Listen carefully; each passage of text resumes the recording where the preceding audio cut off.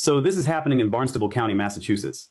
God bless this man. Is there anyone else who would like to speak in the room? Okay, may I have the gentleman in the yellow? And would you please tell us your name and what community you're from? Yes, my name is Andrew DeRogers. I'm born and raised on Cape Cod.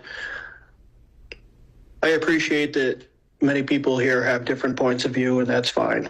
Many of them are very well spoken. Many of them are polite. I'm not going to be. Okay. I am that taxpayer that several of the people who sat up here and spoke are talking about. What is on the line is very simple.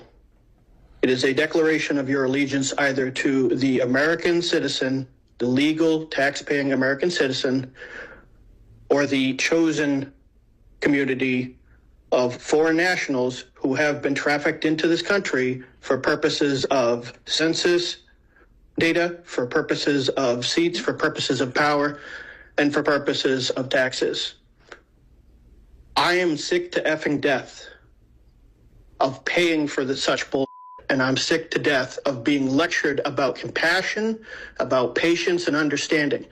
I have lived here all my life, and I have been required for all 40 years of that life to obey the law and follow the rules. There will be no Social Security check for me when I can't work anymore.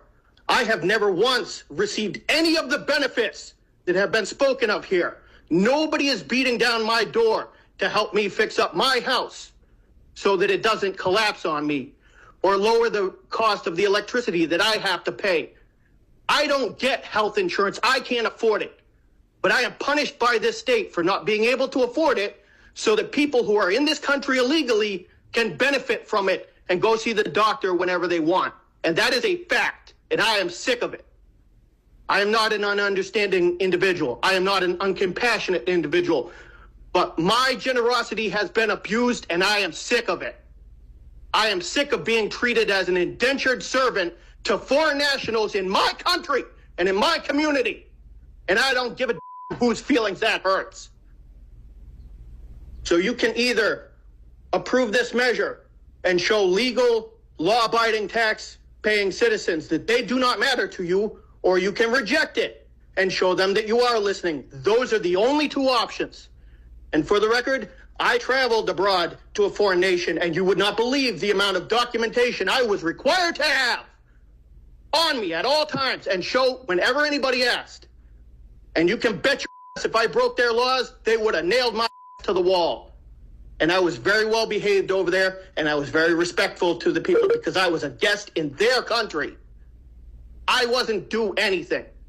Thank you. You just saw a local government meeting completely ground to a halt as a lifelong resident stripped away the polite political pleasantries and let local officials have it. Andrew D. Rogers didn't come to the podium to play nice or use bureaucratic buzzwords. He laid out the fundamental conflict facing American communities today, the glaring choice between allegiance to legal, tax-paying citizens or catering to foreign nationals being brought in for political power and census data.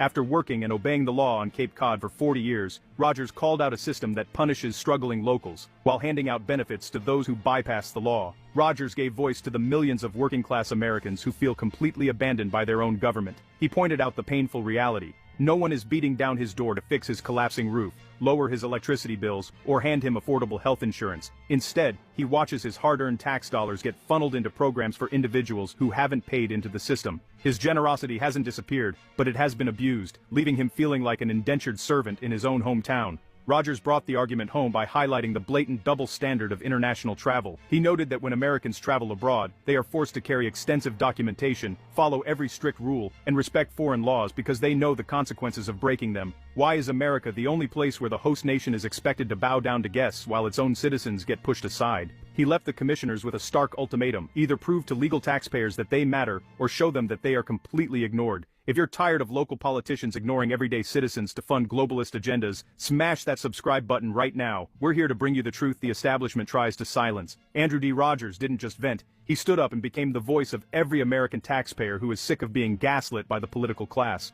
Our country, our rules, and our citizens must come first. What did you think of his powerful stand?